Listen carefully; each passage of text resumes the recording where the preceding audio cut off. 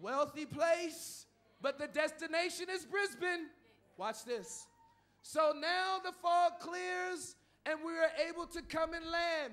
As we were getting ready to land, I heard the Spirit of the Lord laughing and saying, is that the best they've got? A little bit of fog, that's all they can do. He said, I'm telling you, the most awesome move of the Spirit. They haven't had fog like that in over 18 years over the Brisbane airport. I'm here to tell you, God's about to blow this nation wide open with the glory of the Lord.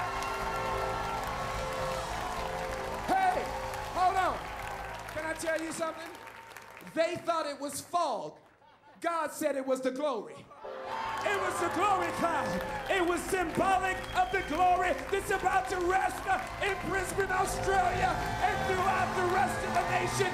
Give the Lord a shout of praise. Come on.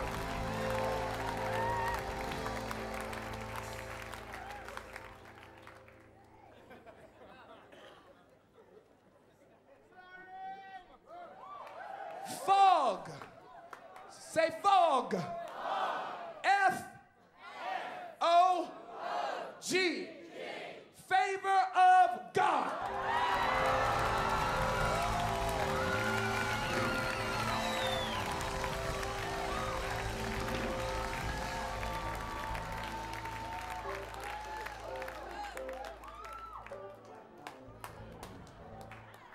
Just a little bit of fog. Just a little bit of favor. Favor is the number 5.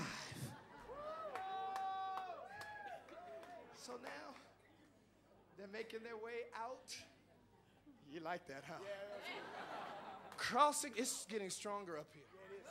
Yeah, now, they're about to cross into the promise. Say, into the promise. They're about to cross into the promise, and God is now getting ready to gain honor over Pharaoh. Say, over Pharaoh.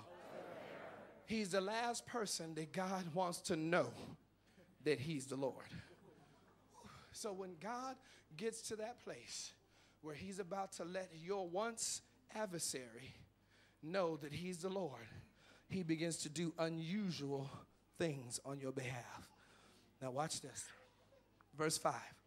Now it was told the king of Egypt that the people had fled, and the heart of Pharaoh and his servants was turned against his people. And they said, why have we done this? And what have we let Israel go from serving us? So he made ready his chariot and took his people with him. Also he took 600 choice chariots and all the chariots of Egypt with the captains over every one of them. And the Lord hardened the heart of the Pharaoh, the king of Egypt, and he pursued the children of Israel. And the children of Israel went out with boldness. Say, out with boldness. So the Egyptians pursued them, all the horses and chariots of Pharaoh, his horsemen and his army, and overtook them, camping by the sea beside Pi-Haroth before Baal-Zepon. And when Pharaoh drew near, say, Pharaoh drew near, the children of Israel lifted their eyes, and behold, the Egyptians marched after them. So they were afraid. Say, they were afraid. And the children of Israel cried out to the Lord. Say, to the Lord. Now here it is. They're on their way out into the promised land. And then there's one last attack from Pharaoh. Say, one last attack. Look at the person next to you and say, I don't know what you've been going through, but this is the last time the enemy's gonna come at you this way.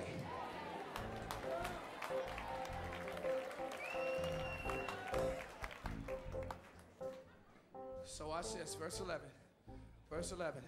So they cried out to the Lord, and then they said to Moses, because there were no graves in Egypt, have you taken us away to die in the wilderness? Why have you dealt with us to bring us up out of Egypt? Is this not the word that we told you in Egypt, saying, let us alone, that we may serve the Egyptians? For it would have been better for us to serve the Egyptians than that we should die in the wilderness. That is so lame. That is the attitude of most Christians today. They would rather stay in bondage, stay depressed, stay in a dead move instead of stepping out of the boat, getting on the water where Jesus is, and walking towards a new move, even if they sink in the process. Are there any water walkers in the house today?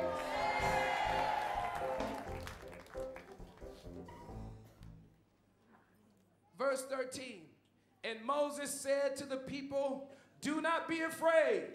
Verse 13, stand still and see the salvation of the Lord, which he will accomplish for you today.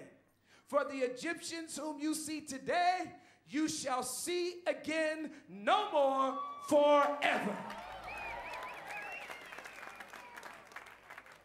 Watch this. They're standing at the Red Sea. They can't turn back because Pharaoh and his whole army are behind them with Holdens and Hummers and Uzis and guns coming after them. So they can't go back. Say you can't go back. Look at the person next to you and say you can't go back. Say it's too late.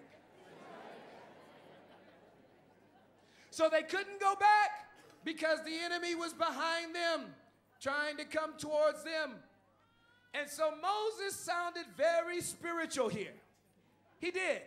Now, I'm going to prove something to you, show you something here. Verse 14. He says, the Egyptians you see today, you shall see again no more forever. The Lord will fight for you, and you shall hold your peace. Even when you don't know how God's going to bring you out, trick the devil by looking like you do.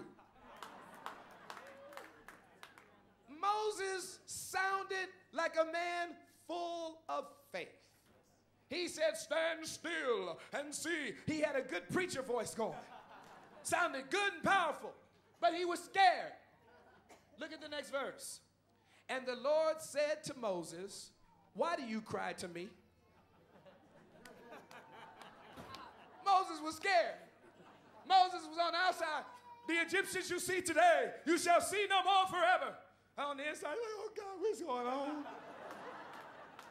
So God said to Moses, hey, look, Mo, you sound good, but you crying, man.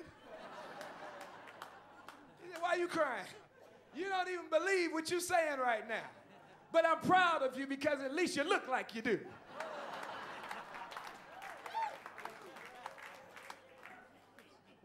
Watch this. See, these were real people. Say real people. Real people. Look at somebody and say, keep it real. So watch what God says. He says, why do you cry to me? Tell the children of Israel to go forward. What? Go forward? God, problem, there's water there. It's the Red Sea. Say Red Sea. Red Sea. Say go forward. Go forward. Red Sea. Red Sea. Go forward. When you see the color red, what is the first thing that comes to mind? For most people, blood.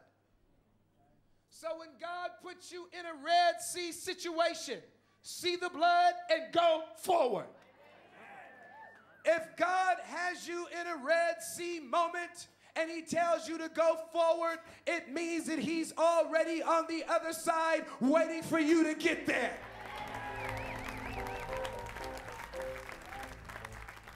Are you with me?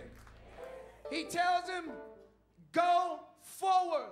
Moses said, how? Lift up your rod and go.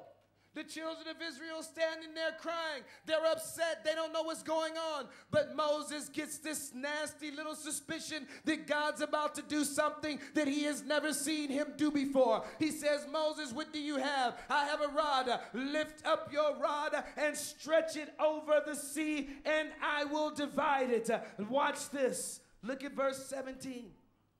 And I indeed will harden the hearts of the Egyptians, and they will follow them. So I will gain honor over Pharaoh and over all his army, his chariots and his horsemen. And then the Egyptians shall know that I am the Lord, when I have gained honor for myself over Pharaoh and his chariots and his horsemen.